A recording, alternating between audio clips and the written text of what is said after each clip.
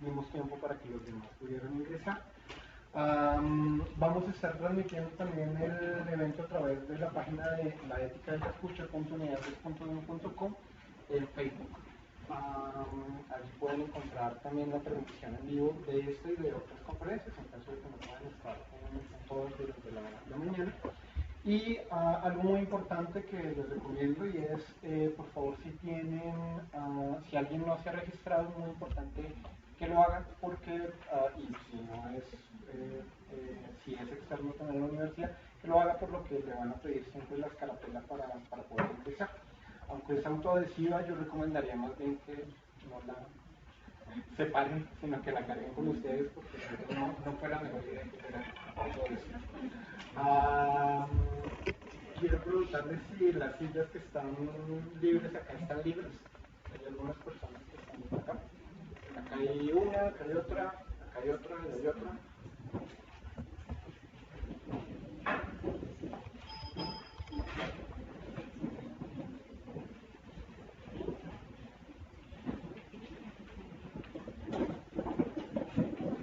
Bien, muchas gracias. Antes de comenzar, quiero presentar brevemente la agenda para que la tengan todos y todas presentes. Ahora vamos a tener una charla inaugural, una presentación inicial que voy a hacer yo, justamente con el nombre de la ética de la escucha ante el dolor de la guerra en Colombia. Luego vamos a tener un panel que esperamos poder iniciar un poco antes de las 10:15 y lo logramos porque tenemos un panel muy nutrido y muy interesante. En el medio vamos a tener un receso que va a ser hacia las 9:45, 9:30, 9:45 para el café. Inicialmente estaba para las 10, pero con el fin de que podamos tomar el café y volver al panel, pues vamos a intentar cerrar a las 9:30 mi presentación. Y luego tenemos unos paneles maravillosos con invitados de lujo. El primer panel se llama La dimensión psicosocial de la escucha. Nos van a acompañar Yaila Mena, que ya nos acompaña por acá, del proyecto Acople, Guillermo Ortiz, también del proyecto Acople. Guillermo viene de Buenaventura, Yaila viene de Tildón, nos van a hablar de su experiencia de trabajo justamente en este proyecto tan interesante. Nos va a acompañar Natalia Rubio, Carolina Morales de la Universidad Javeriana, Natalia de acá de la casa, de la Universidad de los Andes. Y este panel va a ser moderado por Javier Chávez. Y este panel va a ir de 10:15 más o menos a 12:30. Luego vamos a tener el panel La ética de la representación, ese va de 2 a 5. En este panel también tenemos invitados de lujo y teniendo en cuenta que hoy se conmemoran 15 años de la masacre de Bojayá. La masacre de Bojayá fue el 2 de mayo del 2002. Vamos a hacer un pequeño homenaje de conmemoración en el marco de este panel de la ética de la representación. Nos va a acompañar Marta Nubia Bello. Marta Nubia Bello, para quienes no la conocen, es entre otras cosas una de las pioneras en el acompañamiento psicosocial justamente surgido en su trabajo en Bojayá. Hoy día es la directora del Museo Nacional de la Memoria.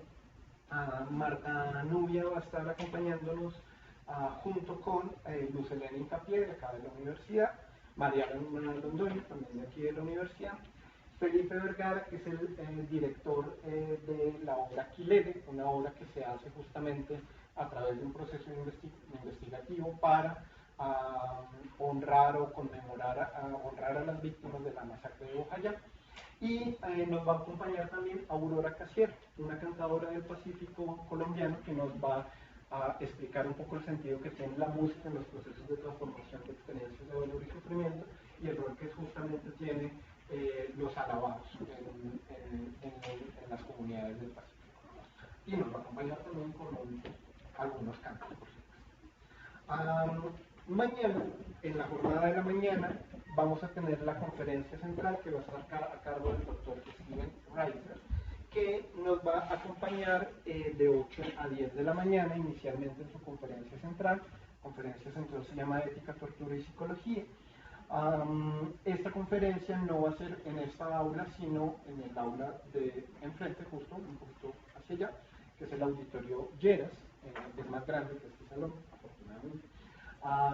Entonces vamos a estar de 8 a 10 Y luego tenemos un receso y luego vamos a estar en un conversatorio también altamente interesante que se llama ¿quién es un torturador? O en torno a esa pregunta, ¿quién es un torturador?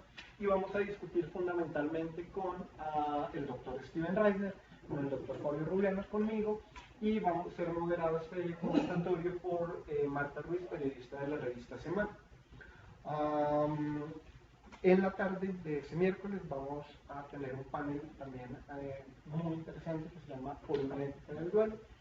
Nos van a acompañar una antropóloga forense que es Ana Carolina Guatame, un fotógrafo que participa en los procesos de entrega de restos a los familiares en el equipo psicosocial de la Unidad para las Víctimas, que es Juan Carlos Senado, un fotógrafo que hizo un trabajo, uno de los trabajos pioneros de representación de la desaparición forzada en la fotografía, que es el señor Álvaro Cardona, y un colectivo que acompaña a las víctimas en los procesos de entrega de restos en la región particularmente del Meta, que es el colectivo sociojurídico Orlando Falsborda, en el cual nos va a acompañar a Pablo Cala. Y finalmente el día jueves nos van a acompañar en la apertura del día jueves el profesor Luis Guillermo Jaramillo, que ya nos acompaña el día de hoy, con la conferencia En el dolor del otro, una mirada ético-epistemológica en investigación en ciencias sociales. Luego vamos a tener un receso también y vamos a cerrar con el último panel que se llama Teatro y Gestión Emocional en los Conflictos Armados, que va a estar a cargo de Nicolás Montero, director del Teatro Nacional Fanny Mique y actor y director de teatro, director también de la obra El Deber de Fenster. La doctora Camila Ashner, que es profesora de la Universidad Central e investigadora del Instituto de Estudios Sociales Contemporáneos, una especialista en el tema del arte y en el tema del teatro y el conflicto y los conflictos en América Latina. Mariana Parejo de la casa, de acá de la universidad, Paloma Ruiz también de acá de la universidad, y este panel va a ser moderado por el doctor Alfonso Rodríguez, el director del área psicosocial de la Facultad de Medicina de la Universidad del Bosque. Vamos a hacerlo con una copa de vino, a las que les invito, muy bienvenidos. Y en el marco de esa copa de vino también vamos a presentar el Laboratorio de la Escucha, que es el proyecto en el cual digamos, se cierra un proyecto e inicia otro, y ya les contaré para ese momento de qué. Sin más preámbulos, quiero dar inicio a este simposio con unas palabras justamente frente a lo que significa la ética de la escucha ante el dolor de la guerra en Colombia. Hay algo extraordinario en hablar de uno mismo. La erupción de la pregunta acerca de sí altera una cotidianidad erigida en apariencia como desligada de esta reflexividad inquisidora, por lo que obliga a que aquella rutina se altere e incluso se detenga para hacer posible pensar en uno mismo. Este evento extraordinario es provocado e iniciado o incitado por el otro. Es el otro el que convoca una narración del sí mismo, hecho que nos lleva a pensar en la enorme responsabilidad ética que le cabe al otro sobre esta interacción que altera la vida cotidiana. En sentido estricto, esta interacción no habría sucedido si el otro no hubiese preguntado, si no hubiese hecho la pregunta de cuénteme acerca de usted. Luego, le cabe al otro la responsabilidad de garantizar que quienes son llevados a esta narración de sí no sufren ningún efecto adverso. De repente estamos hilando muy fino, pues ello llevaría a pensar en que todo acto conversacional merece unas consideraciones éticas. Cualquier conversación requeriría unas consideraciones éticas, pues yo le propuse al otro que pensara en sí mismo. O de repente no requiere esas consideraciones éticas y pensamos en que dichas consideraciones no son tanto un requisito para un comité de ética de la investigación, no suele pensarse, sino más bien una disposición relacional, una postura intersubjetiva. ¿De qué manera cuido la palabra del otro? ¿De qué manera cuido esta interacción que indaga por el sí mismo del otro? Pero para poder narrarse a uno mismo, es necesario suponer que existe un yo interior que es susceptible de ser conocido. ¿Dónde habita este yo interior? En mi alma, en mi mente, en mi subjetividad encarnada, en mi deseo, en el deseo del otro, como diría el psicoanálisis. El lugar de habitabilidad de este yo interior y los modos y necesidades de acceder a él se han modificado de la mano de una cierta ética del sí mismo, que transita de la necesidad de cultivarse a uno mismo, como en la antigua Grecia, a una práctica de introspección vigilante de la moral judio-cristiana, y oscila a su vez entre el sacramento de la confesión y los inicios del método catártico en el psicoanálisis. La posibilidad de narrarse a uno mismo está ligada con las formas de preguntarse acerca de sí, pero estas se entretejen al mismo tiempo con las de un contexto que hace que cada forma de dar cuenta de sí mismo sea, a su vez, una manera de configurar un yo interior. ¿Qué tipo de yo interior se configuró, por ejemplo, en las Américas de la mano de la religiosidad personal? Aquella que convocaba a los fieles a orar en privado y que fue promovida en el siglo XVII junto con las cuentas de conciencia y la obstetricia espiritual. ¿Y cuál se configuró a finales del siglo XIX junto con la búsqueda de recuerdos perdidos y afectos estancados de los primeros trabajos del jazz? Es difícil dar cuenta de uno mismo. Y sabemos, es difícil dar cuenta de un sí mismo atacado, violentado por la ignominia y despojado de sus referentes habituales. Es tan difícil, decía Virginia Woolf, acerca de sus experiencias de abuso sexual por parte de sus hermanastros, es tan difícil dar testimonio de la persona a la que le suceden las cosas. Así hablaba Virginia con cierta despersonalización. Es difícil enfrentarse a este sí mismo impactado por la violencia. A veces es deseable no saber nada de él, no conocerlo tan de cerca, silenciarlo, si acaso es posible. Hay una cierta despersonalización, decíamos, en la afirmación de Virginia Woolf. Allí se asienta su reiterada vergüenza ante el espejo, de la que sabemos por ella misma padeció. Virginia Woolf tenía vergüenza de mirarse ante el espejo y la percibió durante toda su vida. Es difícil verse uno mismo, reconocer en la imagen especular justamente aquello que reafirmamos o decimos nosotros.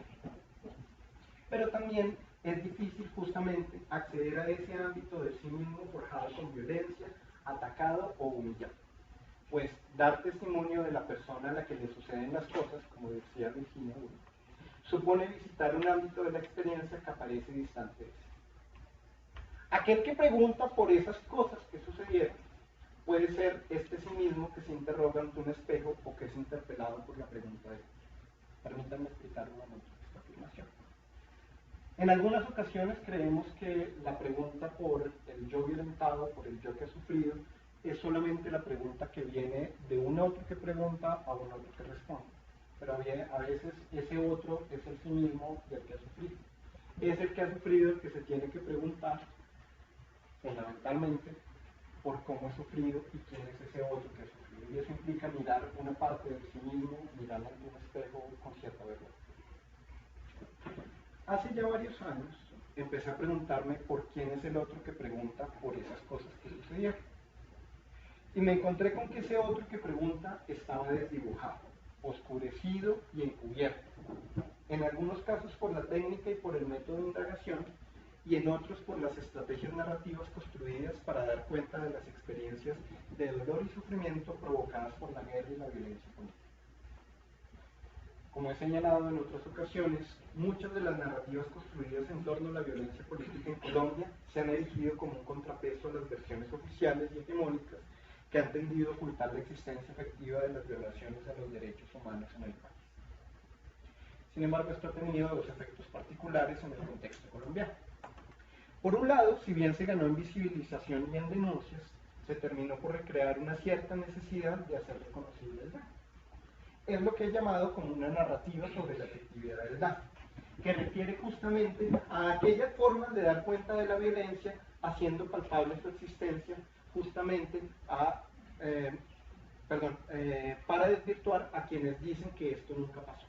Se trata fundamentalmente de una narrativa que quiere contraponerse a las narrativas oficiales que niegan la existencia, por ejemplo, del conflicto armado, que niegan la existencia de una masacre, que niegan la existencia de la tortura.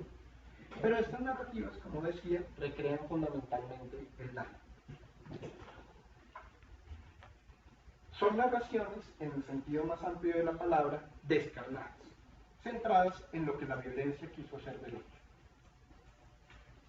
El otro efecto, el segundo, ha sido que el proceso de recolección de la voz de la víctima o del sobreviviente, esta labor de recuperación y recolección de las memorias, que tal vez es la que más nos incita y nos convoca en la época actual, se ha convertido en un fin en sí mismo. Y esto fundamentalmente porque se ha llegado a creer que la narración de testimonios contiene de por sí un efecto sanador.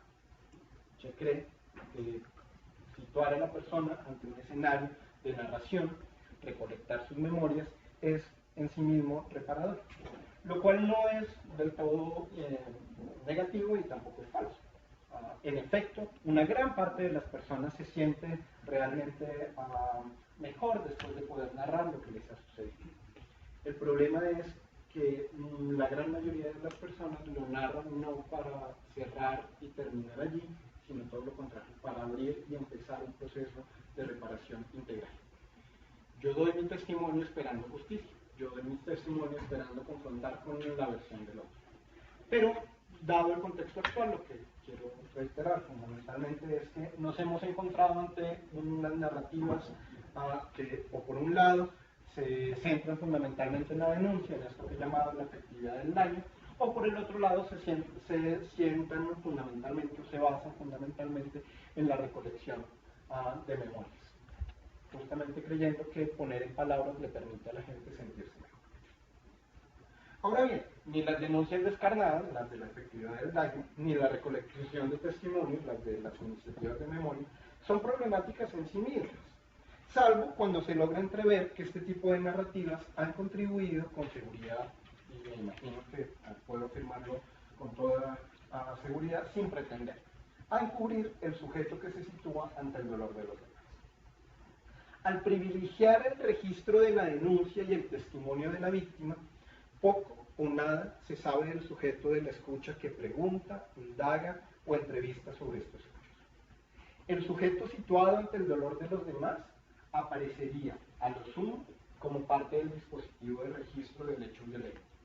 Desdibujado y transfigurado por dichos dispositivos, parece como si simplemente estuviese a una grabadora de voz, a una cámara de video, a una cámara fotográfica o a un formato de caracterización o entrevista, como si en los actos de registrar y testimoniar no mediara ningún tipo de relación intersubjetiva y como si el que escucha se limitara al registro.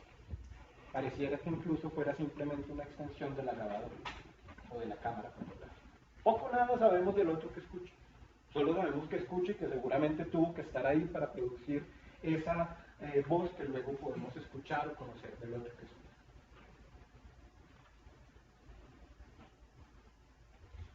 Aun cuando es difícil no suponer que como resultado de cada registro de un hecho de violencia narrada hay alguien que la escucha, en la mayoría de los casos poco trasciende la idea de que ese alguien también es afectado, tocado por la voz del sufriente y conmovido por lo que escucha. Así, quien escucha tiende a aparecer sin rostro, sin rasgos de sus emociones implicadas en el acto de escuchar.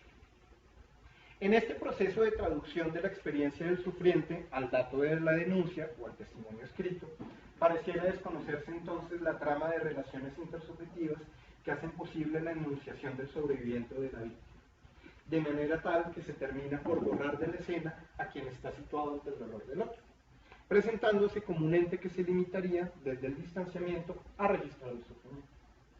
Este desdibujamiento del sujeto implicado ante el dolor de los demás será evidente la práctica de la defensa de los derechos humanos en Colombia, en las investigaciones académicas y en los emprendimientos transicionales, a partir de una tensión justamente entre compromiso y distanciamiento que delinea el quehacer cotidiano de quienes se han ocupado de estar ante el dolor de los demás.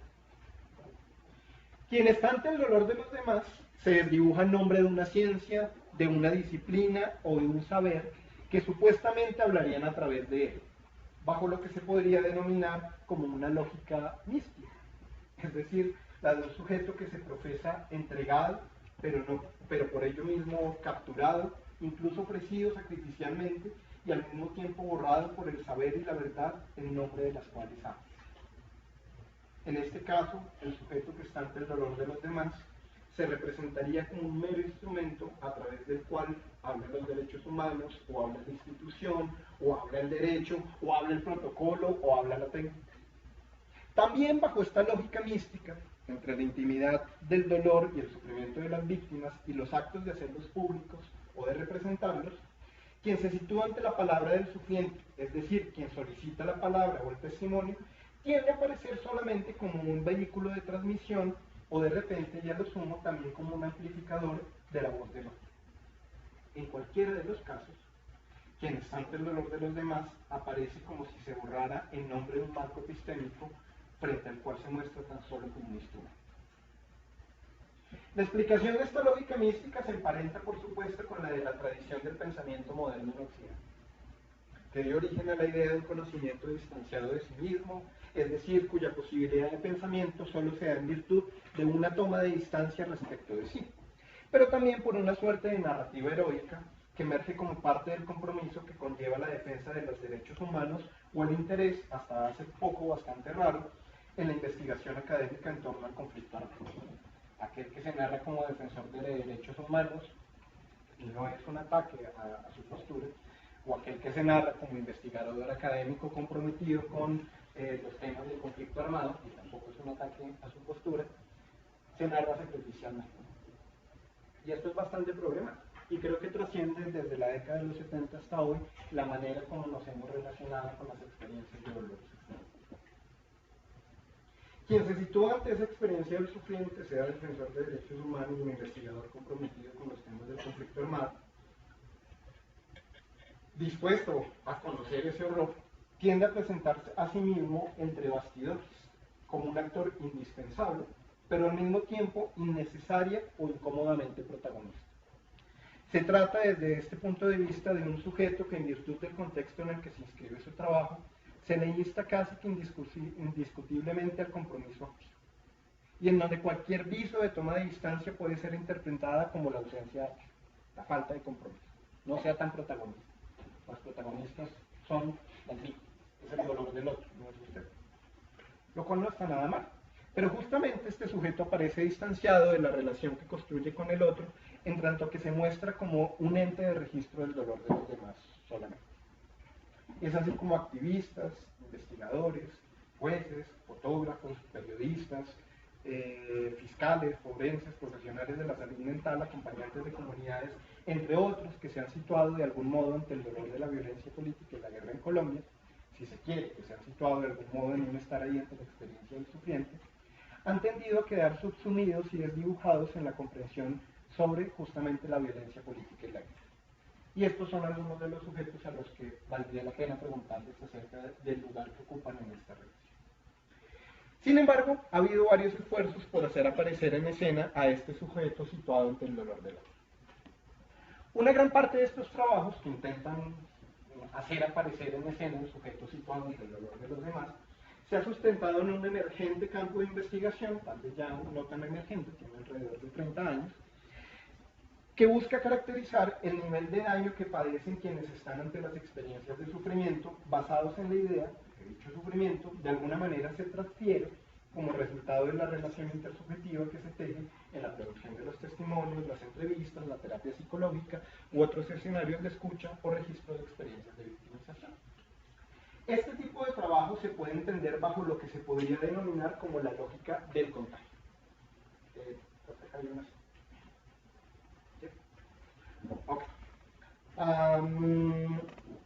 ¿Por qué la lógica del contagio?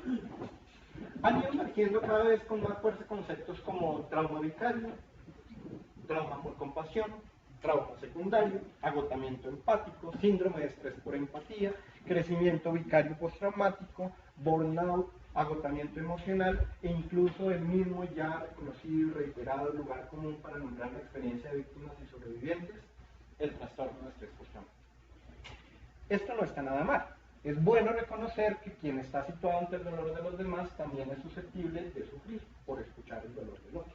Y muy seguramente sufre y padece la experiencia, se compadece del otro, no puede dormir, tiene pesadillas con lo que ha escuchado del otro, no puede articular de manera adecuada esa experiencia en su propia vida, prefiere estar comprometido con ese compromiso activo con los derechos humanos o la investigación académica antes que pasar tiempo con su familia, antes que disfrutar de un cumpleaños.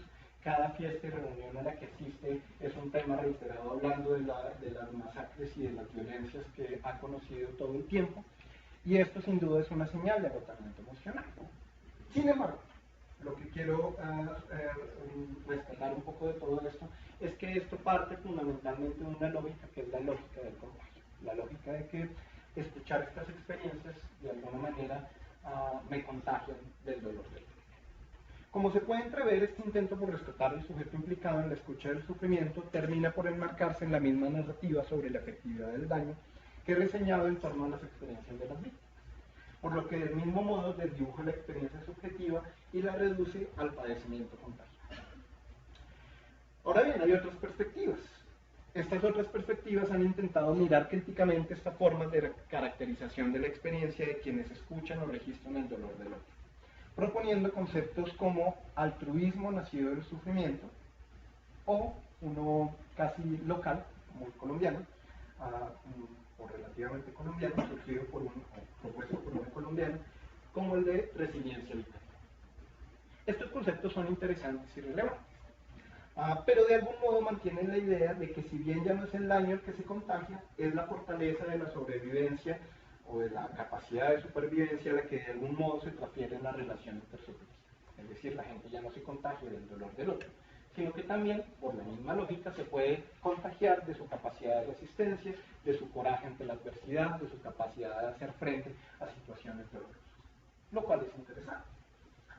Es interesante, sin embargo, que en este tipo de trabajo ya no se trata de entrever solamente el sufrimiento o la efectividad del daño.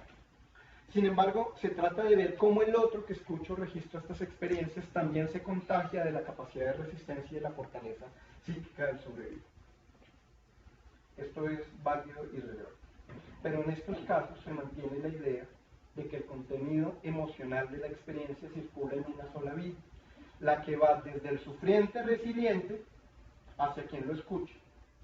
Antes era la misma lógica, solo que era la del sufriente hacia quien la escucha. Ahora, con estas nuevas aproximaciones conceptuales, hay un cambio de mirada y es no solamente susceptible de ser contagiado, por ponerlo en este término, el dolor del otro, sino también su capacidad de resiliencia. Pero esto funciona fundamentalmente en una sola vía, la que va, insisto, del sufriente hacia quien lo escucha. Por lo que es difícil entrever el tipo de implicación que tiene el sujeto situado ante el dolor del otro con los contextos de violencia política y guerra. Al parecer, la psicología redescubre en un argot cada vez más diferenciado y acotado que escuchar las experiencias de los demás que intenta narrar, no sin dificultad su sí mismo, tiene efectos sobre el sí mismo del que escucha. Aquí es inevitable recordar que hace casi 110 años, Freud había empezado preguntándose por esta forma de transferencia emocional, es decir, la que iba del paciente al analista. Pero Freud pronto terminó por complementarla reseñando la que iba, transferencialmente, del analista al paciente. Freud no era tan ingenuo y no supuso que esto funcionaba solamente de allá para acá, sino también de aquí para acá. Este influjo que el paciente ejerce sobre el sentir inconsciente del analista supuso la necesidad del autoanálisis, de revisar el sí mismo del analista, cosa que se extiende todavía hasta hoy en la práctica del psicoanálisis. Y de alguna manera me parece que también habilita la importancia de la pregunta por quien está situado ante el dolor de los demás.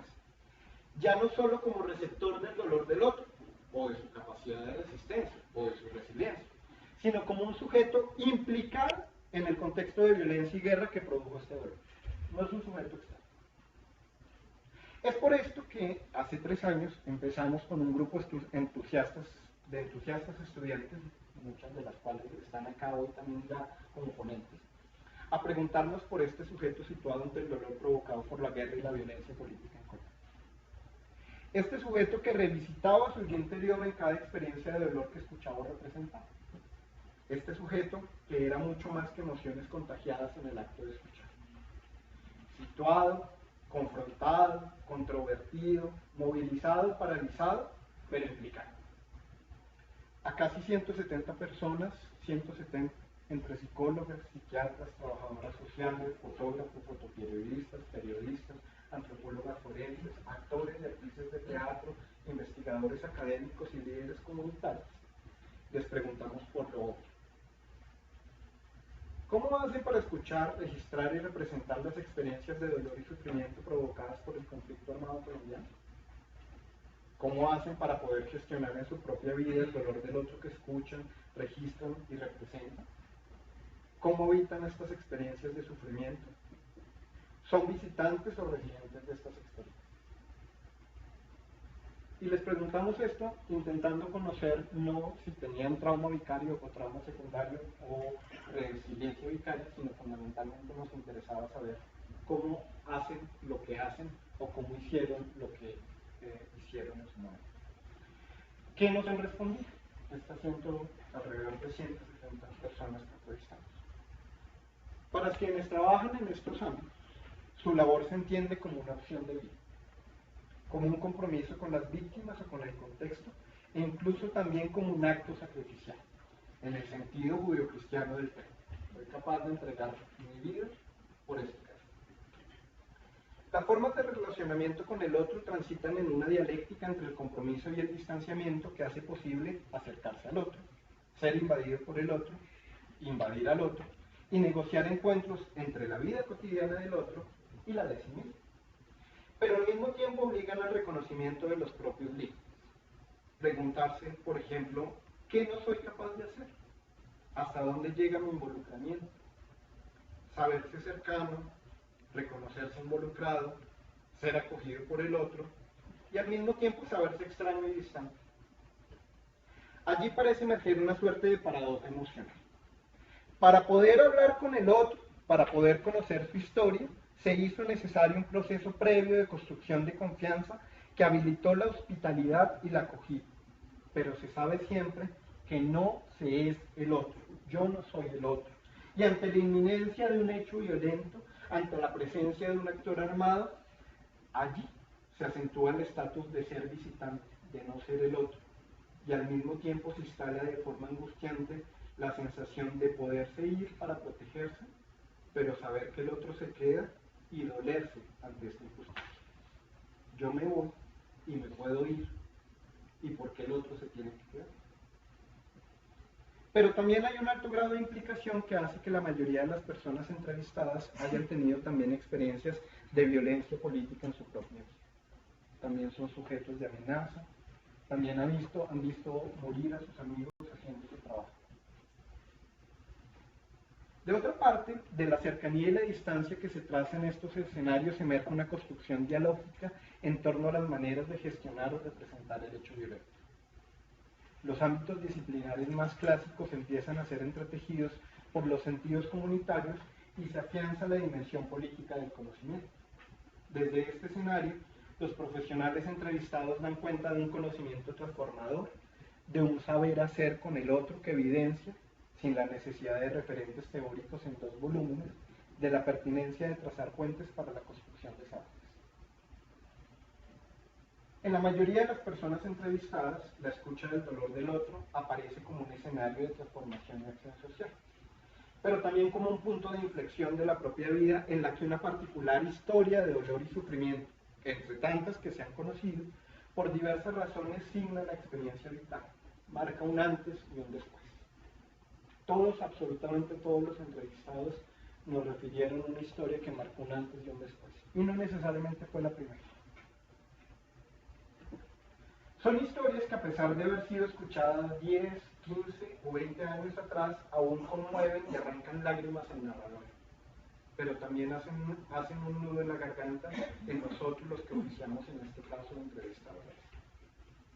Si siguiéramos en la retórica psicologicista más clásica, llamaríamos también a este nudo en la garganta un trauma terciario secundario, y nosotros estamos escuchando que padece el secundario, el de nosotros sería el terciario. Y aunque la escucha del dolor del otro nunca se narra como una pesada carga, sí se narra como insuficiente. ¿De qué sirve acoger estas historias, validar las emociones, representarlas en una fotografía, construir con ellas una potente crónica periodística, hacer una obra de teatro, si los contextos siguen siendo impunes y violentos? El único que se transforma aquí parece que soy yo, nos dicen varios. Y acaso por esto mismo también hay agotamientos, desprendimientos, pausas y rupturas. Algunos han sabido escuchar las señales del agotamiento y cansancio y han hecho una pausa. Otros, aunque las han escuchado, no han tenido tiempo o no se han dado esa posibilidad. Aquí se relata la importancia del autocuidado para mejorar el cuidado de la palabra del otro. Emerge entonces una red de solidaridades que entretejen la salud mental de quien escucha y representa la experiencia del dolor del otro. Muchas de esas redes llamativamente construidas con las propias víctimas y sobrevivientes, y otras ancladas a equipos de trabajo igualmente comprometidos, pero a veces también igualmente fundidos y agotados, y acaso por ello mismo distantes.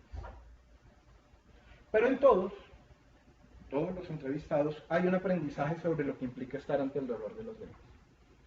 Son aprendizajes surgidos con el otro, con sus voces y sus silencios, y en medio de un contexto amenazante e indignante. Pero también son aprendizajes sobre sí mismos, y esto es tal vez lo más interesante y paradójico al mismo tiempo. Son sobre todo aprendizajes sobre sí mismos. Aquí se va dilucidando una particular forma de conocimiento de este yo interior a través de los múltiples espejos de la violencia política y la guerra que nos ofrecen a diario y frente a los cuales nos miramos con vergüenza, como virginianos. En el año 2002, en el marco del Seminario Internacional Ética en la Investigación Social y Educativa realizado en la Universidad de Antioquia, la profesora María Teresa Uribe Hincapié describía en una ponencia llamada La investigación social en tiempos de guerra un conjunto de desafíos para los investigadores que se han ocupado de indagar por las experiencias de la violencia sociopolítica y la guerra en Colombia. La ponencia se preguntaba por la manera como los investigadores sociales y sus trabajos están impactando los contextos bélicos. Es decir, de qué manera la investigación impacta los contextos de guerra. Y abordaba, entre otras cosas, la significación de las palabras en la guerra y los límites de la ciencia, la cultura y la ética en el tema de los conflictos armados. Se insistía allí en dos obligaciones éticas para los investigadores. Uno, su compromiso con el saber y el conocimiento, la revisión crítica de lo dicho y la búsqueda incesante de nuevos mapas cognitivos para acceder de manera más responsable a unas realidades cambiantes y elusivas. Y dos, la determinación de los límites, las fronteras y las restricciones que los tiempos de guerra les imponen a sus personas. De alguna manera podríamos decir que las recomendaciones o las reflexiones de María Teresa Uribe Hincapié era de qué manera nosotros como investigadores académicos impactamos o favorecemos la guerra y de qué manera la guerra ha impactado también en nuestro quehacer académico. La primera tal vez es una pregunta que a veces no solemos hacer, porque nos narramos otra vez desdibujados, oscurecidos ante el dolor del otro y estamos altamente implicados ante el dolor de los demás. Y esa implicación a veces nos puede llegar a ser cómplices de la violencia o simplemente partícipes de ella. No necesariamente cómplices. Uribe de Hincapié inscribía estos desafíos en los claroscuros que la guerra impone como parte de sus lógicas, sus gramáticas y sus dramáticas, y que expanden hacia el conjunto de la sociedad y que se expanden hacia el conjunto de la sociedad, incluyendo la academia y la investigación. Se refería al impacto que las mismas dinámicas de la guerra tenían en la producción de conocimiento. En efecto, la guerra termina por incidir en los horizontes epistemológicos, en los discursos y en las narrativas, en los saberes disciplinares y en la academia. Sus efectos devastadores terminan por enmarcar maneras de conocer y de sentir y por delinear formas de relacionamiento y de definición de la alteridad, incluso llegando a demarcar las políticas de reconocimiento de la vida, la humanidad o la dignidad. Es lo que la gran mayoría de nosotros conocemos, Judith Butler denominó como marcos de guerra, aludiendo a las formas como los contextos bélicos regulan las disposiciones afectivas y éticas a través de un encuadre de la violencia selectivo y diferencial. Puesto de esta forma, los marcos de guerra tendrían efectos sobre las maneras de relacionamiento con la alteridad. Estos marcos delimitarían nuestro modo de comprensión sobre la experiencia del sufrimiento del otro e incluso condicionarían nuestro lugar epistémico ante el dolor de los demás. En virtud de dicha ciencia epistémica y al intentar delimitar la definición de la vida, los marcos de guerra también terminarán por desdibujar la humanidad y la vida implicada de quienes se sitúan de algún modo ante el dolor del otro. Sin embargo, como bien sostiene Butler, los marcos de guerra tienden a ser altamente exitosos, pero no por ello lo son completamente. Tales marcos estructuran modos de reconocimiento, especialmente en épocas de guerra, pero sus límites y su contingencia se convierten en objeto de exposición y de intervención crítica igualmente, dice Butler. Así, si bien estos marcos de guerra delinean las formas de relacionamiento con el sufrimiento, se hace necesario reconocer ya no solamente los modos de enmarcación, sino intentar más bien reconocer a los sujetos allí implicados. Esto supondría, siguiendo la crítica de Michel Dessertón y Michel Foucault, no privilegiar en el análisis el aparato productor de la disciplina, sino más bien los procedimientos cotidianos que los seres humanos hacen, aún dentro de estos marcos. Aún dentro de estos marcos. De manera tal que al indagar ya no solamente por las formas en las que se constituyen los marcos de guerra, sino por comprender las maneras en las que los sujetos implicados en ellos se sitúan ante la guerra misma, es posible reconocer, si bien no necesariamente actos de impugnación y resistencia, ni siquiera en lo que se enmarca bajo el concepto de resiliencia, sí prácticas cotidianas que hacían algo con o dentro de ellos. Estas artes, como le llama Dessertón, muestran su potencia en virtud de un relacionamiento con el otro. Son una manera de situarse en relación con él. Y acaso por ello sea necesario preguntarse no solamente por quienes han padecido los sufrimientos de estos marcos de guerra de forma directa, en tanto víctimas o sobrevivientes, sino también por quienes de algún modo se han situado dispuestos a estar ante el dolor del otro. Deslindarse entonces de un cierto lugar común que privilegie las narrativas sobre el daño, supone concentrarse en aquellas otras narrativas de sujetos que aún habiendo padecido formas devastadoras de violencia o aún estando inscritas dentro de los marcos reguladores de una disciplina, de un saber o de un quehacer institucional, se muestran reveladoras de una interpelación de las gramáticas y las lógicas de la violencia política y la guerra. ¿Qué implica entonces estar ante el sufrimiento del otro? ¿Cómo recibir sus palabras o sus silencios, su cuerpo violentado, una vida fracturada? ¿Cómo narrar con pudor y dignidad hechos que han denigrado la humanidad del otro? ¿Cómo narrar más que el sufrimiento? ¿Es posible definir una justa distancia frente al sufrimiento? La dificultad que ronda la posibilidad de responder estas preguntas se liga con saber qué tipo de saber, con conocer qué tipo de saber se puede construir a partir de un dolor. De hecho, con preguntarse, ¿es posible construir saber a partir del dolor del otro? ¿Es éticamente responsable construir conocimiento a partir del dolor del otro? Yo creo que sí, pero lo podemos comer. En parte se puede suponer que estar ante un contexto de violencia, trauma, sufrimiento extremo exige por lo demás un mirar de otra manera, un posicionamiento que transgrede la dicotomía entre cercanía y distanciamiento. Quienes se sitúan de algún modo ante la experiencia del sufriente lo hacen también ante la guerra o la violencia que produjo ese sufrimiento. Apelando a la vieja metáfora de Norbert Elias, que muchos de ustedes me han escuchado una y otra vez, estas personas no son estatuas pensantes que conocen el horror sin tocarlo, sin sentirlo, sin la experiencia intersubjetiva o sin el encuentro permanente con el otro y consigo mismo.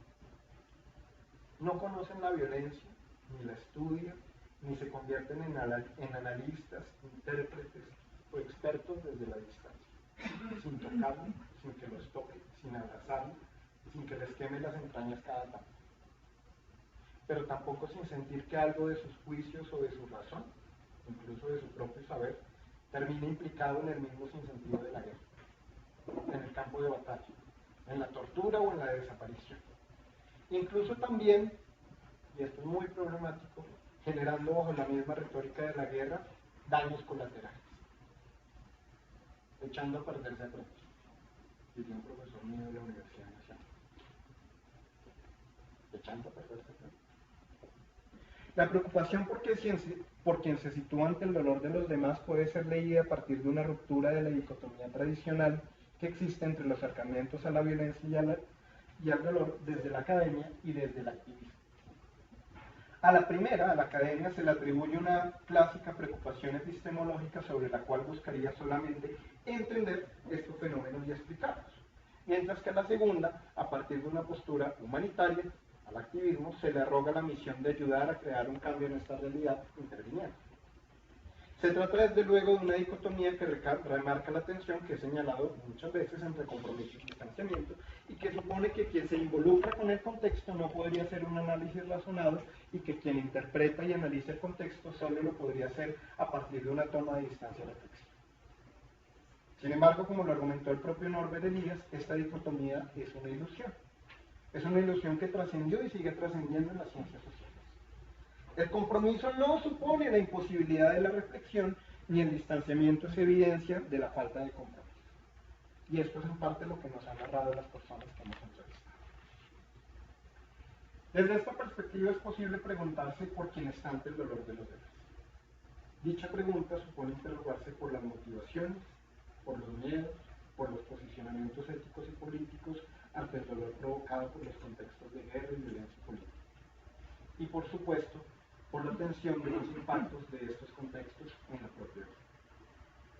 Son estas reflexiones las que han orientado las entrevistas, alrededor de 170, y también lo han hecho con los 18 coloquios permanentes a la escucha que hemos realizado con invitados de muy diversos saberes y disciplinas.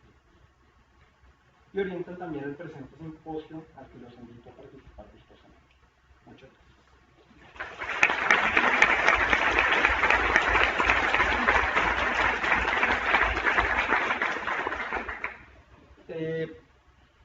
Este espacio también está pensado, todo el simposio, para tener un tiempo importante de conversación, debate, preguntas y demás. Entonces el espacio queda abierto desde este momento y Juan nos avisará cuando tengamos que ir a salir a tomar el café. Entonces, interpelaciones, discusiones, tensiones, opiniones son muy bienvenidas a nuestro momento. Adelante. Buenos días.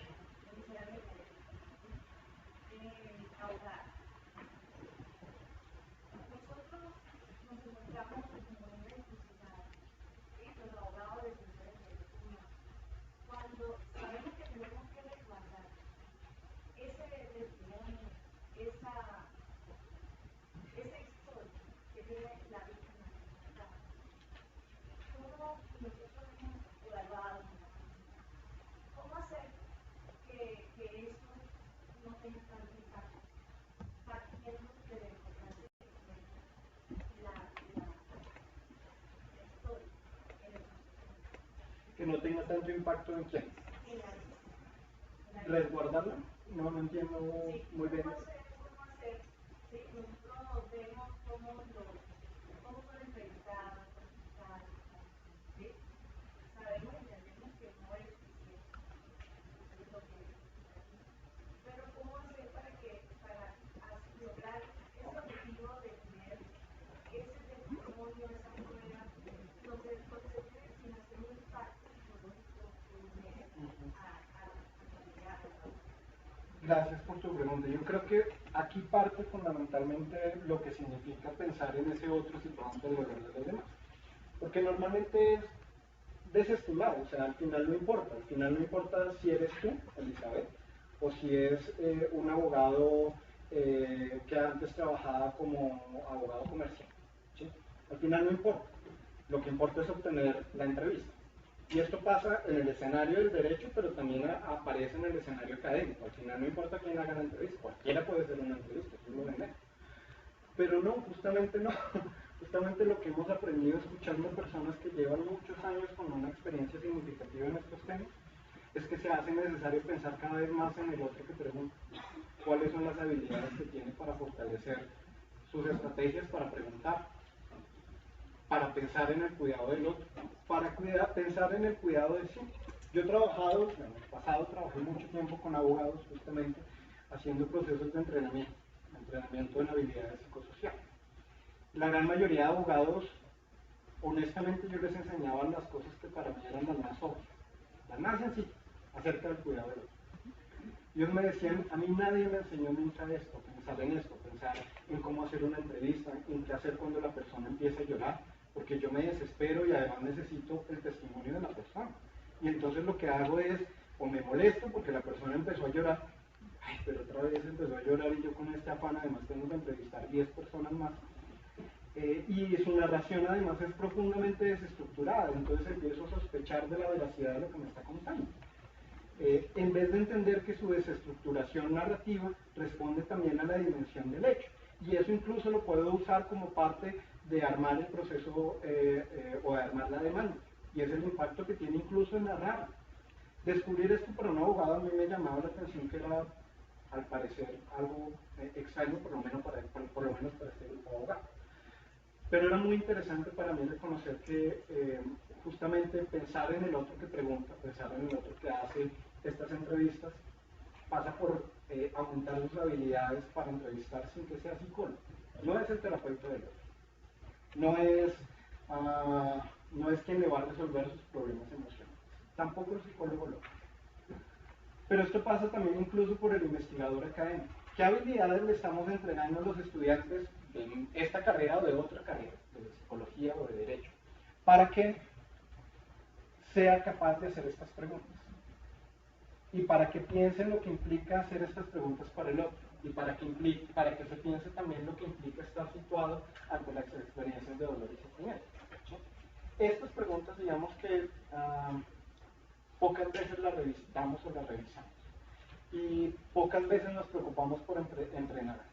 Trabajando con periodistas, que es un ámbito muy cercano al tipo de entrevistas que hacen los abogados, que son, vamos al hecho, cuénteme lo que corresponde, necesito el dato específico, el dato confiable. Hablando con los periodistas, encontramos que muchos de ellos terminan descubriendo que necesitan ir más despacio y terminan diciéndole a sus medios, a Espectador, a Tiempo, Semana, a Colombiano, sea, momento, yo no puedo ir tan rápido. En estos temas yo no puedo ir tan rápido. ¿Sí? Necesito que esto vaya más lento, yo necesito procesar cada caso. Y necesito que ese caso además lo lean los demás. Y necesito, ese tiempo en particular obviamente no lo encontramos ni en la institución judicial ni en las instituciones de prensa, en las casas de prensa. Pero las casas de prensa, por ejemplo, se han dado cuenta que es necesario. La BBC en Londres, nos compartió una de las periodistas que entrevistamos, tiene como espacio para que sus periodistas, después de que lleguen de cubrir Afganistán, Irak, estos escenarios violentos también, tienen en su sótano un bar. Y este bar es un lugar indispensable, no solamente para que la gente se emborrache y ahogue sus penas en alcohol, que también lo hacen, la mayoría de los periodistas lo hacen. Tienen un alto consumo de alcohol los periodistas en contextos de guerra, sino fundamentalmente porque era el espacio donde podían contarle a otros, al bar, a otros colegas, un poco lo que significaba haber llegado a ese proceso. Muchos lo narran cuando entrevistamos a los periodistas como un proceso de descontaminación, después de llegar de este lugar. Esto se hace necesario e indispensable, es fundamental. Y las casas de periodismo, las casas de prensa se han dado cuenta que es relevante tener estos espacios porque si no, el periodista se va a fundir, se va a agotar en muy poco tiempo. Esto es un trabajo o es una propuesta que había hecho Robert Capa, un fotoperiodista de guerra muy conocido desde hace mucho tiempo. Y había dicho, necesitamos este espacio. ¿Yo a dónde llego después de haber visto la guerra? Y de tenerlas en mis rollos y en mi cámara. Yo necesito llegar a un lugar en el que pueda conversar. Y en el caso de los periodistas, por ejemplo, en Nueva York, con un grupo de estudiantes tuvimos la oportunidad de hacer una visita al Dart Center, en la ciudad de Nueva York, en la Universidad de Columbia. El Dart Center es un espacio creado por un periodista y psiquiatra, destinado justamente para atender los impactos emocionales que tienen sobre los periodistas cubrir estos espacios. Pero el Dart Center, relativamente tarde, se dio cuenta que no era solamente entender las manifestaciones emocionales, sino cómo prevenir. Y la prevención se daba en la capacidad de entrenamiento que tenían los periodistas para actuar éticamente ante el dolor y la violencia provocada por un desastre natural, por una guerra o por una violencia, por ejemplo, contra niños y niñas. ¿Por qué? Porque el periodista llegaba y tomaba la foto, el fotoperiodista llegaba y había que tomar la foto del cuerpo desmembrado, la escena grotesca que tienen todas las formas de violencia. Y aunque esta foto de alguna manera era una necesidad que creía el fotógrafo debía tener, estos otros entrenamientos le enseñaron que tal vez eso no era lo que necesitaba y que tal vez su propia vida podía ser impactada de otra manera si él encontraba otra estrategia narrativa para dar cuenta del mismo hecho de violencia, no para pintarlo de rosa, sino para narrarlo de otra manera. Y esto implicaba tomar tiempo, no simplemente tomar la foto del cuerpo descarnado un poco en el oro. Entonces, esta es un poco la relación que creo que se establece entre una cosa y la otra. Es necesario atender las manifestaciones que tiene la violencia en la vida de quienes escuchan las historias de dolor y sufrimiento. Es necesario atenderlas porque se manifiestan.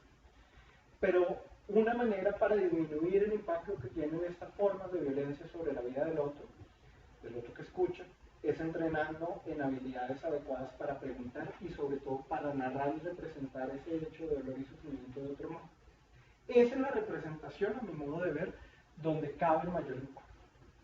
Una periodista colombiana nos contaba que su mayor habilidad o su mayor logro o su mejor estrategia tal vez para hacer frente a las manifestaciones que tenía la violencia en su propia vida era encontrar las palabras adecuadas para construir una crónica o una crónica periodística adecuada.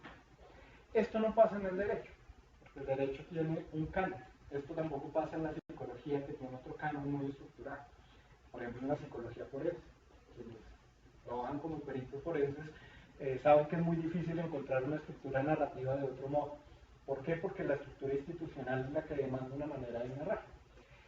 Pero por eso insistí al final de la conferencia que también hay que encontrar esas maneras de hacer, esas maneras estratégicas y tácticas más bien que desarrollan los sujetos en medio de esa disciplina, de esa institucionalidad, para narrar de otro modo, para encontrar una manera de dar cuenta de las otras cosas de las que no pueden narrar en el formato institucional de la historia clínica o en el proceso judicial.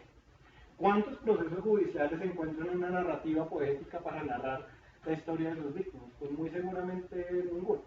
Pero cuando uno va a mirar la historia del derecho y la historia de las narrativas judiciales, encuentra que los abogados más hábiles se tomaban su tiempo para encontrar una estructura narrativa, no solamente para persuadir al juez de que su cliente era inocente o que el acusado era culpable, sino fundamentalmente para darle otra manera de narrar y no hacerlo simplemente como un proceso técnico más. Cuando yo trabajé como psicólogo atendiendo víctimas del conflicto, mi mayor conflicto era justamente con el formato de la historia clínica, en donde escribo la poesía, en donde escribo el silencio, el vacío, las hojas cayendo en el momento en el que la persona habla de cómo caía y descendía su propia vida, en donde pongo la música, en donde pongo mis propios sonidos, en donde doy cuenta de lo que yo también sentí. Cuando yo no tengo un lugar para narrar esto, pues lo único que narro es el sujeto, el indiciado pareció de, o el paciente presenta un cuadro, llega a la consulta. Y este tipo de narraciones, pues me parece que contribuyen a dos tipos de desdibujamiento. Desdibujan a la víctima, o el sobreviviente, y desdibujan a quien lo narra, o sea, el sujeto situado ante el dolor de los demás. Claro, es muy difícil convencer al Instituto Nacional de Medicina Legal que le dé lugar a la poesía. Pero el tema es que esto realmente es altamente efectivo. ¿Sí? En el tiempo, muchos de los y las periodistas que trabajan en el tiempo en temas de conflicto tienen un espacio para narrar. Y a veces esto se convierte en unas crónicas o en un pequeño libro en el que cuentan estos otros sentidos, pero no los dejan al margen. Esto requiere fundamentalmente de ese espacio y segundo del tiempo, del espacio del tiempo para hacerlo, porque cuando yo tengo que cumplir con la inmediatez de la crónica, pues ya no puedo responder a esto, me queda muy poco tiempo para darle lugar a la poesía y escribir la música en mis sentidos, en mi diario de campo, en mis propios padeceres, en mi querido diario, voy sentido, este tipo de cosas. Pero esto es altamente útil y altamente relevante para construir narraciones de otro modo. Hasta acá yo creo que no hay nada nuevo que no se haya dicho en otros escenarios, pero sí creo que se trata fundamentalmente de insistir en ello para construir justamente otras maneras de narrar.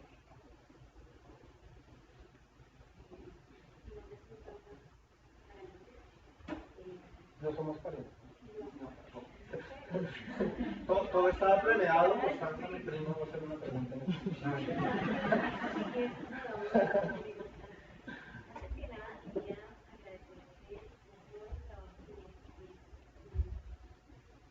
Yo trabajo básicamente atendiendo pacientes en un centro particular, que eso es un contexto, digamos que de cierta manera podría pensar que me aísla bastante de problemas que son formados y de la violencia.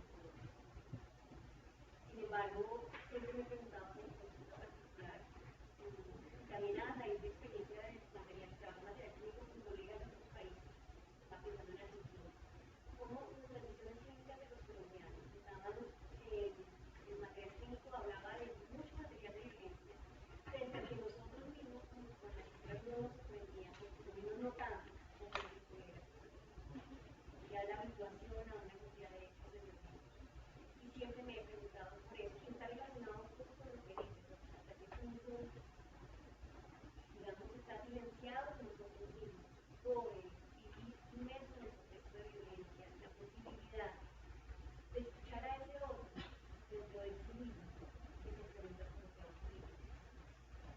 sobre todo eso que te quería agradecer. Es una pregunta muy difícil, muy poética, que nos va las otras religiones y que me ayuda quizá a ir pensando que es posible considerar que lo que más ha atacado la violencia en Colombia es la posibilidad del vínculo de la relación, no solo con el otro, por supuesto, porque a todas las personas del país o de las ciudades realmente tienen la posibilidad de pensar en ese otro de Bogotá, en ese otro como alguien, algo de su, como un objeto de su, sino también internamente. Tiene consecuencias muy graves, no solo para el contexto social como individual. Pienso que quizá la labor que podemos hacer desde la clínica es tratar de escuchar y de darle voz a ese otro grupo pequeño que parezca tiene la posibilidad de lutarse por el dolor que los va a sufrir. En esa medida te lo quería agradecer muchísimo todo el trabajo que ha tenido haciendo porque da mucho gusto. Y eso que, digamos, la pregunta que hacía la abogada me llevó a pensar cómo también a nivel institucional y de manejo de la violencia se reproduce esa intención de romper el vínculo con ese otro que se pregunta. Básicamente porque creo que lo que he entendido es que solo seguimos a ese otro que se pregunta por el dolor que vamos a ser capaces de recrear en la relación las consecuencias de la violencia. Y en esa medida pienso en experiencias, por ejemplo, de lo que ocurrió en Londres con la Segunda Guerra Mundial, como el psicoanálisis clínico le debe tanto, desafortunadamente, a la guerra, por esa capacidad de pensar acerca de lo que estaba pasando con los niños, con los que iban a la guerra. Porque eso no ha pasado aquí en Colombia. Pienso que por cuestiones históricas quizá ellos no dejaron que la violencia atacara el valor de identificar y el valor de preguntarse por el derecho, pareciera que es lo que más ha destruido nuestra violencia. Muchas gracias. Yo tengo una reflexión a propósito de esto que he desarrollado en otros lugares. Las personas que nos están viendo en el hemiciclo quisieran como saber más o menos de qué la pregunta. Ok, entonces voy a como revisar todo lo que dijiste. Nos hace falta otro micrófono. Ahora lo conseguimos. Pero bueno, la reflexión está fundamentalmente propuesta en lo que centrado un poco en lo que implica esta relación con el dolor del otro, reconociendo también algo de sí mismo. ¿Sí? Es terrible resumir esto tan cortito. Pero...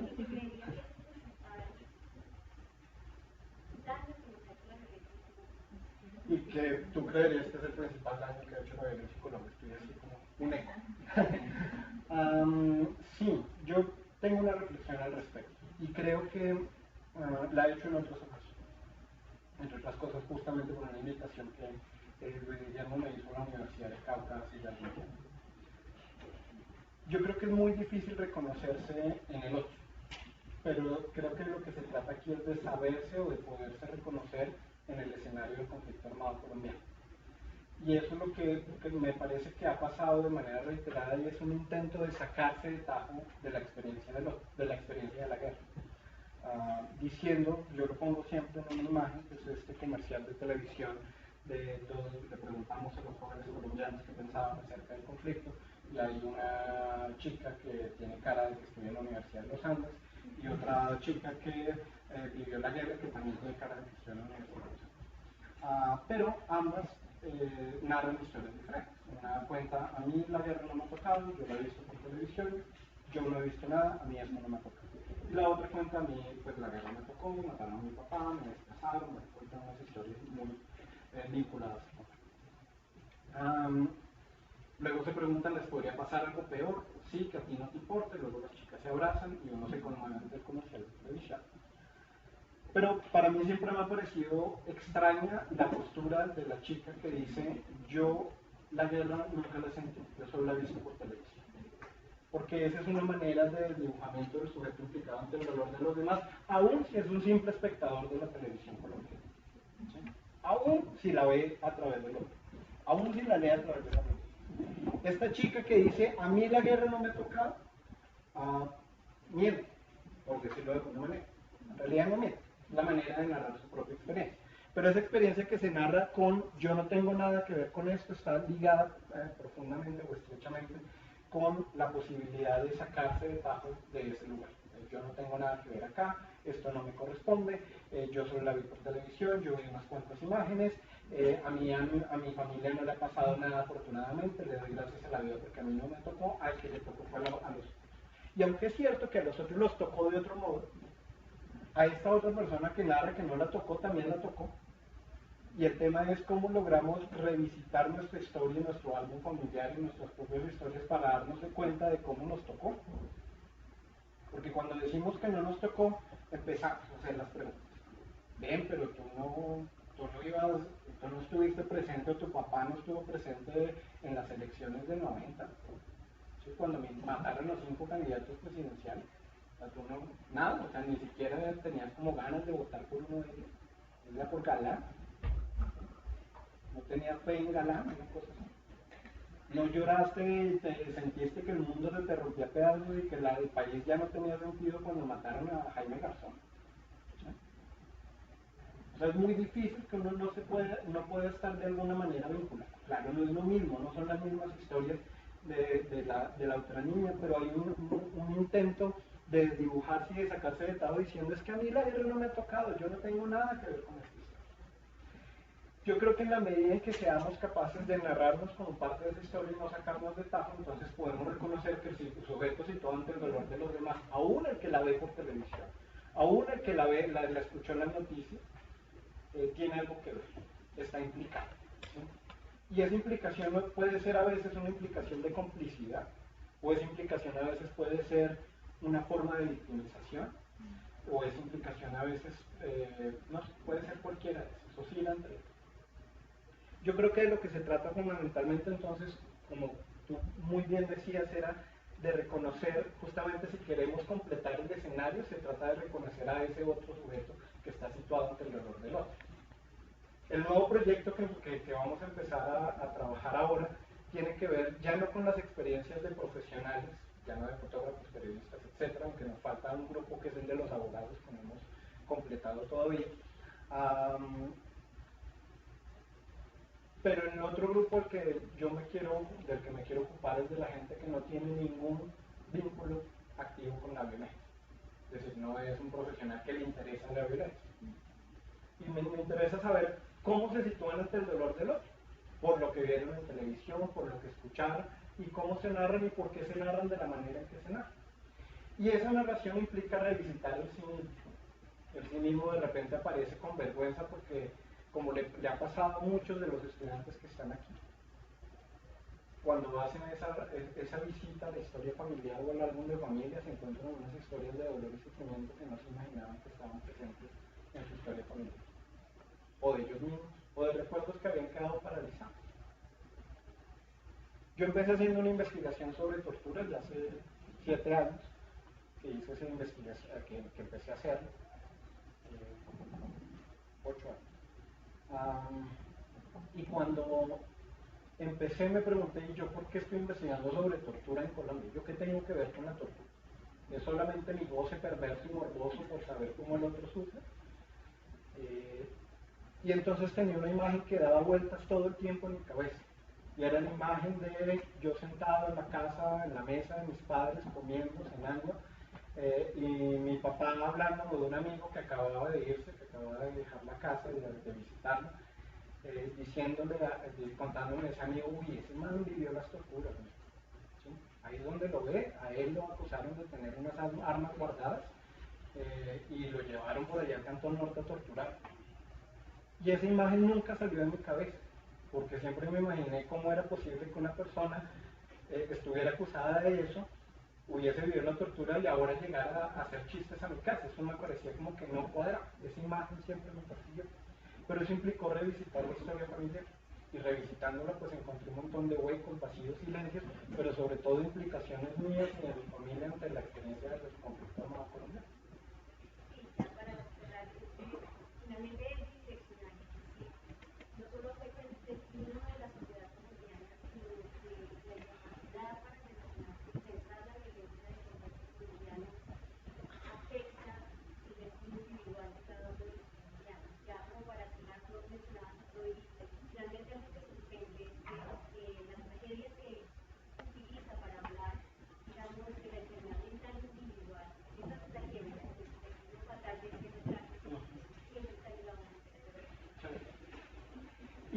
incluso yo creo que también del psicoanálisis hemos aprendido, y de Freud en particular, pues, yo soy fanático de Freud más que de Lacan, es que Freud, cuando empieza a construir su método terapéutico, inicia fundamentalmente creyendo sobre las interacciones que tiene con estas primeras pacientes histéricas, que lo que ayuda al proceso de sanación es que las personas hablen. ¿Sí? Sus pacientes le dicen, déjeme hablar. Y él cree en un momento que el método catártico, que va a ser en parte la base del método psicoanalítico, él cree por un momento que es la posibilidad de que la persona ponga en palabras su historia en la que lo hace sentir mejor. Pero 3 años después, Freud escribe otro texto en el que dice, pero un momento, sería lo mismo si fuera yo, si fuera otro el que pregunta, otro psicoanalista. Sería lo mismo si esta persona estuviera sentada y recostada en este sillón y no hubiese nadie que preguntar. ¿Cuál es la utilidad que tiene el que pregunta? ¿Cuál es la utilidad que tiene el vínculo que se construye entre el terapeuta y el paciente, el analista y el paciente? Y él se da cuenta que ya no es en sentido estricto la catarsis, no es la palabra lo que hace sentir mejor a las personas. Lo que lo hace es la relación que se crea entre el analista y el paciente, que hace posible la palabra.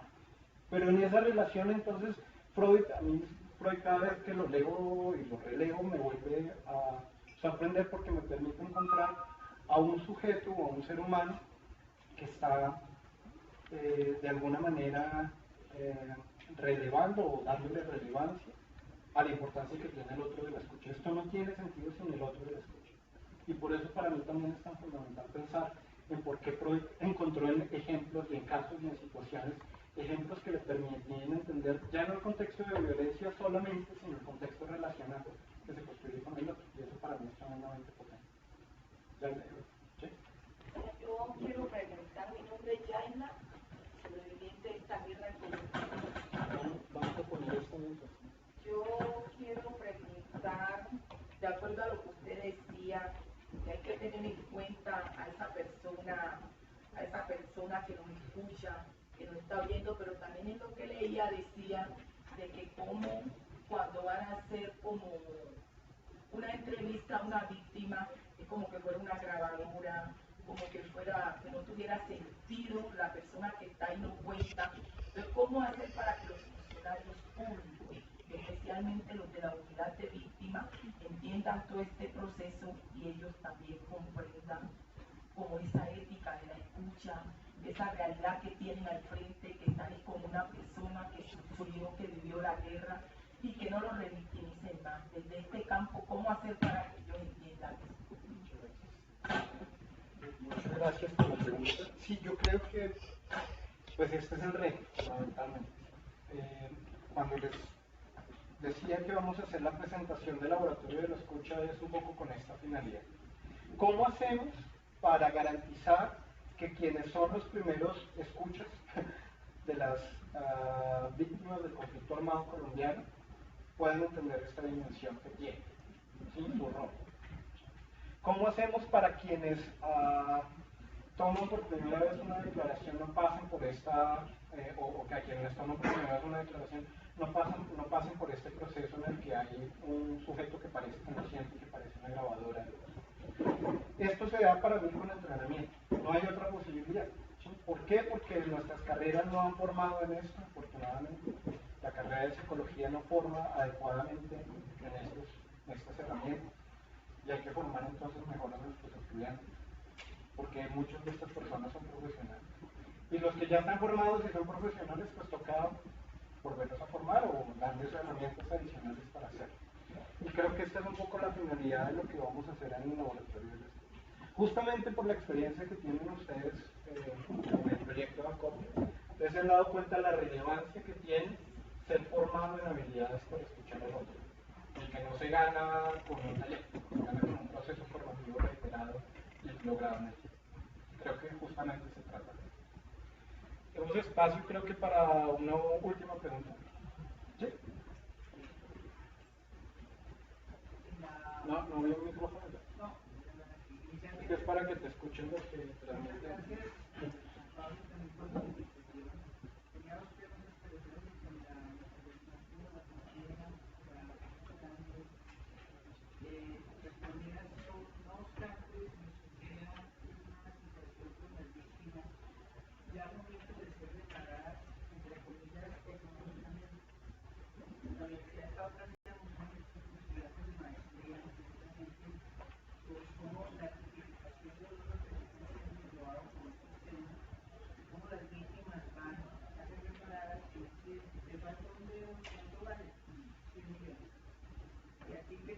no, me falta tal cosa, pero yo digo, entonces que reparamos con tanto dinero. Es decir, la reparación ya no era ni siquiera después, sino como el mercado, como la misma víctima terminaba siendo usada violentamente, y ya no es una violencia física de la cual padeció una amputación, por ejemplo, sino que ya es una violencia civilizatoria que le dice cuánto vale la parte del cuerpo de la víctima. De manera descarnada hacían la operación económica y dicen, bueno, con esto creo que queda reparada, y ahí está la pregunta. ¿Cómo mediar también con este tipo de reparaciones donde diríamos, la lógica del mercado termina casi que sufragando una victimización, pero también siendo violento o haciendo una revictimización de la persona? Muchas gracias. Yo creo que a propósito de estas reparaciones económicas, quisiera irme al otro punto, desde la reparación simbólica. Hace poco volví a ver en el canal institucional un documental sobre la masacre de La Rochelle. La masacre de La Rochelle es una masacre bastante impune. ¿Por qué? Porque la masacre de La Rochelle es una masacre contra operadores de justicia, ¿no? Son operadores de justicia que son atacados, los carros en los que iban, hay 3 personas, creo que son las sobrevivientes. Y todas las víctimas, todos los familiares de las víctimas decían, a través del fallo de la Corte Interamericana, se determinó que era necesario hacer un proceso de reparación simbólica, de reconocimiento de lo que había sucedido de manera pública por parte del Estado colombiano. Y en efecto se hizo. Estaba el fiscal de ese momento, que era Gómez Méndez, estaban varios funcionarios que pidieron perdón en nombre del Estado colombiano. Y uno diría, bueno, esto tal vez no tiene ninguna relevancia. O sea, al final no tiene ninguna relevancia porque no hay justicia. Pero para las víctimas, todos los familiares de las víctimas decían que habían sentido un alivio impresionante, que habían sentido algo muy, muy profundo y muy significativo cuando develaron una placa, develaron 2 placas, una en Bogotá y otra en Santander, para hacer memoria de lo que había ocurrido en la masacre de La Rochelle. Además de los actos de perdón y este tipo de cosas que sucedieron. Y lo que me parecía muy potente era la cantidad de personas que decía que en esto habían sentido un alivio profundo. Y es muy, muy, muy potente, porque creo que ese otro contenido, que es la reparación simbólica, es tremendamente relevante. Pero del otro extremo, la reparación simbólica me parece que choca o se confronta con otro tipo de situaciones. Y ese otro tipo de situaciones son, a mí de qué me sirve o de qué le sirve a las víctimas hacer un proceso de memoria, una construcción de un monumento, a dar testimonio, sacar el libro de la masacre que saca el Centro Nacional de Memoria Histórica, si eso no tiene ninguna resonancia en los procesos judiciales, ¿sí? Y entonces acá aparece el otro contenido, que es la banalización de la memoria, o la banalización del testimonio.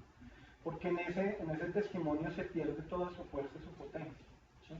Su fuerza y su potencia radica en el poder transformador que se espera que tenga después, no solamente en narrar para sentirme mejor, ¿sí?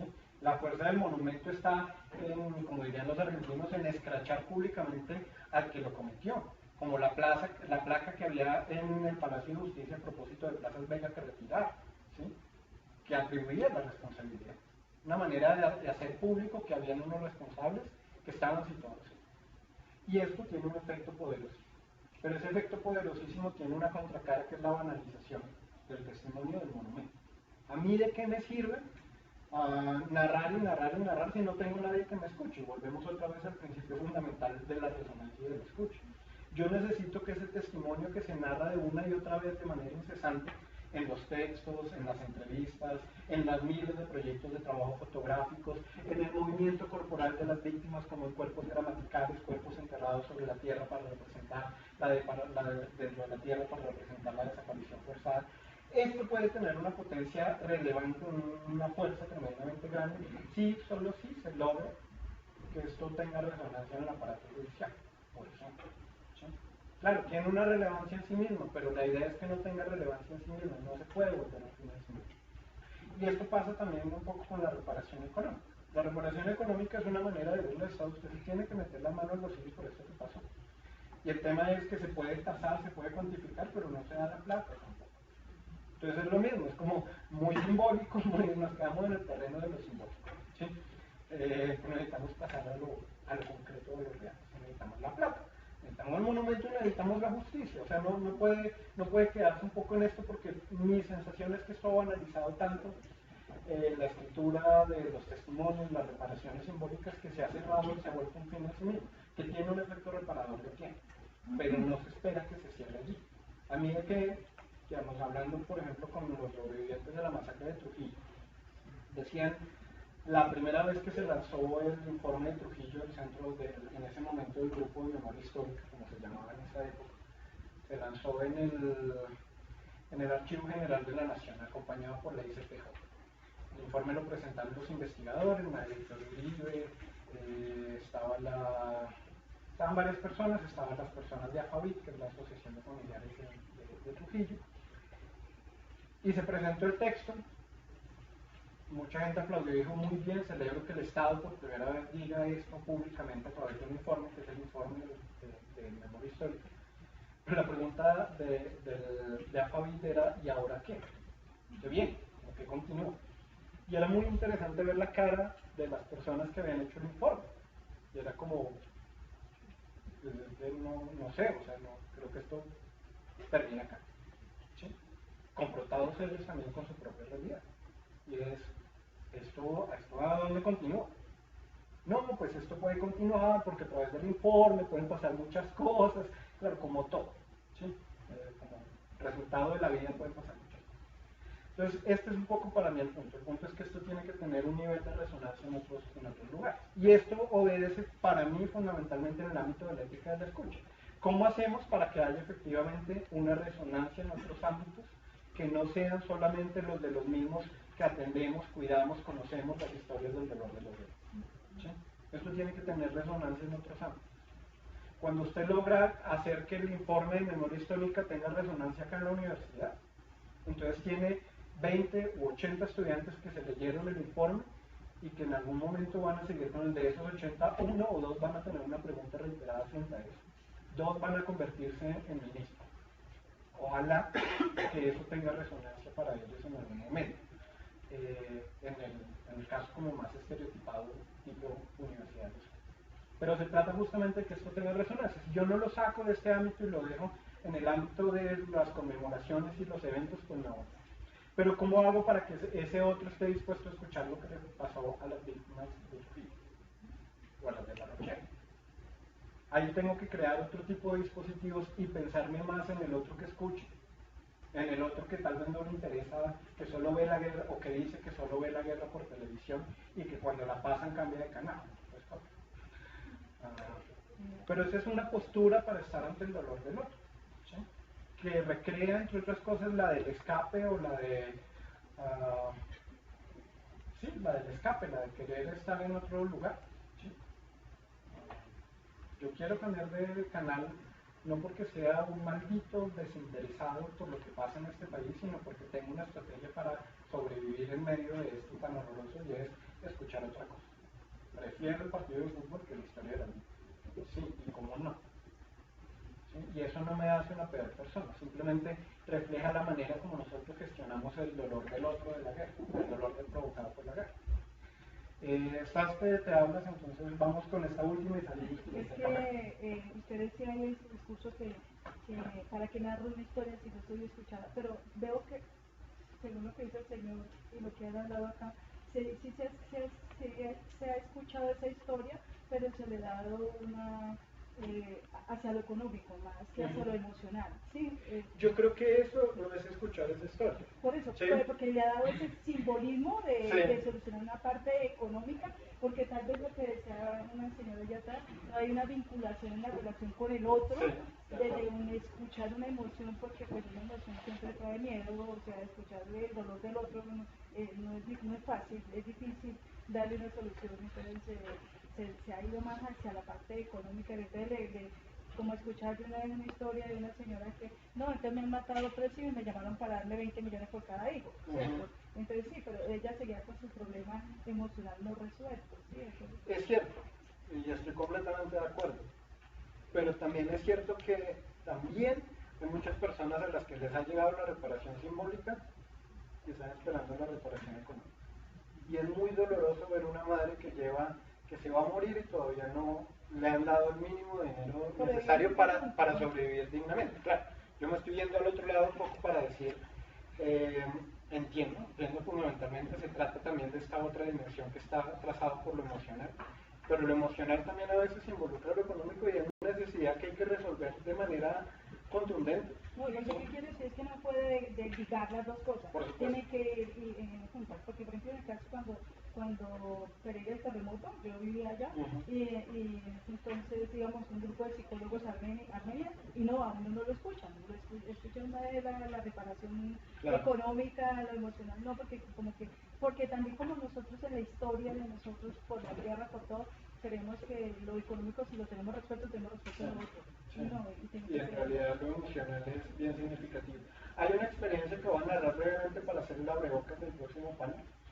De Acople escuché una frase muy interesante. Acople es un proyecto en el cual se entrenan a personas que han sido víctimas del conflicto en habilidades psicosociales para brindar atención a otras víctimas del conflicto.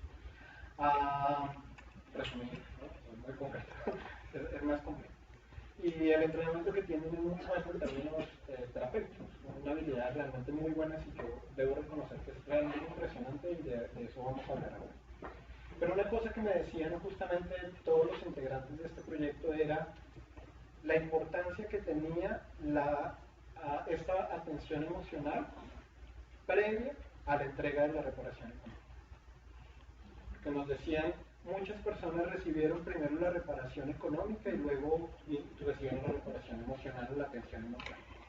Y cuando recibieron la reparación económica, con ese dinero estaban confundidos, su cabeza estaba completamente nublada, no sabían muy bien qué hacer con ella, y la invirtieron mal, o se la dieron a alguien, o mucha gente se aprovechó de ella.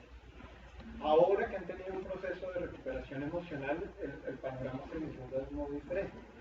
Y ahí es donde la recuperación económica sería muy necesaria porque hay más posibilidad de armar un proyecto y organizarlo de manera un poco más estructurada que en medio de la confusión que provoca un poco esa tensión emocional. Los invito a un café y nos vemos a las 3, más de un cuarto para las 10, entonces nos vemos a las 10:05 para comenzar el panel de la dimensión psicosocial.